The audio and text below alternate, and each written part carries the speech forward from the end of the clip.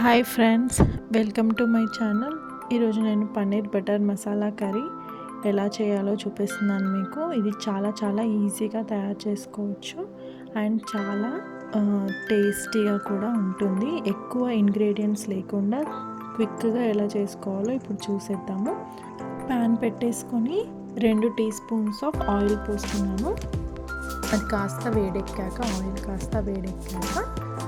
మనం చిన్న ముక్కలుగా ఒక పెద్ద ఆనియన్ తీసుకోండి, లేదా చిన్నగా ఉంటే ఒక 2 ఆనియన్స్ తీసుకొని ఇలా చిన్న ముక్కలుగా కట్ చేసి ఆయిల్లో ఫ్రై చేసుకోవాలన్నమాట. మనం దాంతోపాటు ఒక 2 ఇలాచీలను వేసుకొని కొద్దిగా బ్రౌన్ కలర్, మరీ ఎక్కువ అవసరం లేదు, లైట్గా అవి మెత్తపడేంత వరకు మనం ఫ్రై చేసుకోవాలి. కొద్దిగా సాల్ట్ వేస్తున్నాను త్వరగా ఫ్రై అవ్వడానికి.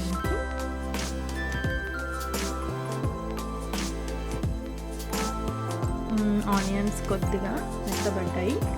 సో ఇప్పుడు ఇందులో కట్ చేసుకున్నటువంటి టొమాటోస్ని వేసుకోవాలి.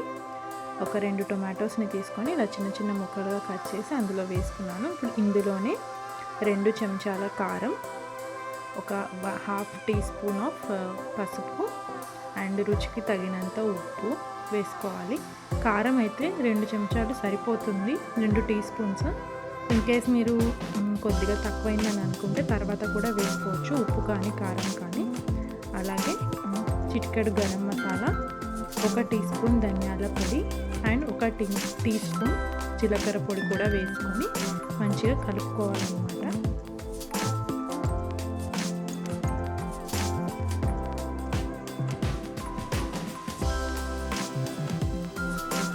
టమాటాలు కాస్త మెత్తపడిపోయాయి, మరీ మెత్తగా అవ్వాల్సిన అవసరం లేదు, జస్ట్ పైన ఉన్నటువంటి లేయర్ ఇలా ఊడిపోతే చాలు.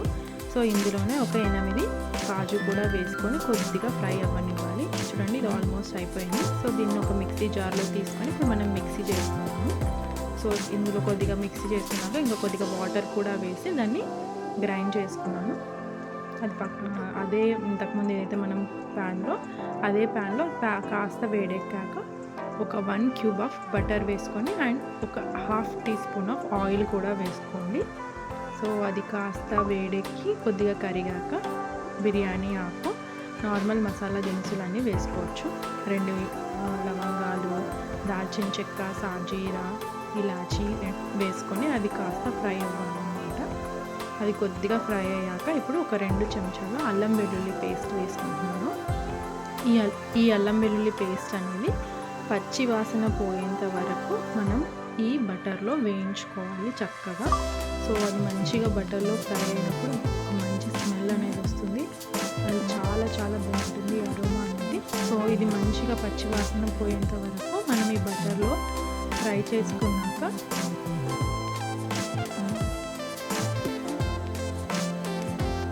మన అల్లం వెల్లుల్లి పేస్ట్ పచ్చి వాసన అంతా పోయి మనకి చక్కగా ఫ్రై అయిపోయింది బటర్లో. ఇప్పుడు మనం ఇందాక ఏదైతే గ్రైండ్ చేసి పెట్టుకున్నటువంటి మసాలా ఉందో దాన్ని ఇందులో వేసుకోవాలన్నమాట. దీంతో పాటు ఒక గ్లాస్ నిండా నీళ్ళు తీసుకొని మొత్తం మసాలా అంతా వేసుకున్నాను. అండ్ ఫ్రెష్ క్రీమ్ వేసుకోండి. ఇన్ కేస్ మీ దగ్గర ఫ్రెష్ క్రీమ్ లేకపోతే ఒక పెద్ద స్పూను గడ్డ పెరుగు వేసుకోండి. అలాగే కట్ చేసి పెట్టుకున్నటువంటి పన్నీర్ కూడా వేసి మనం చక్కగా కలుపుకోవాలన్నమాట.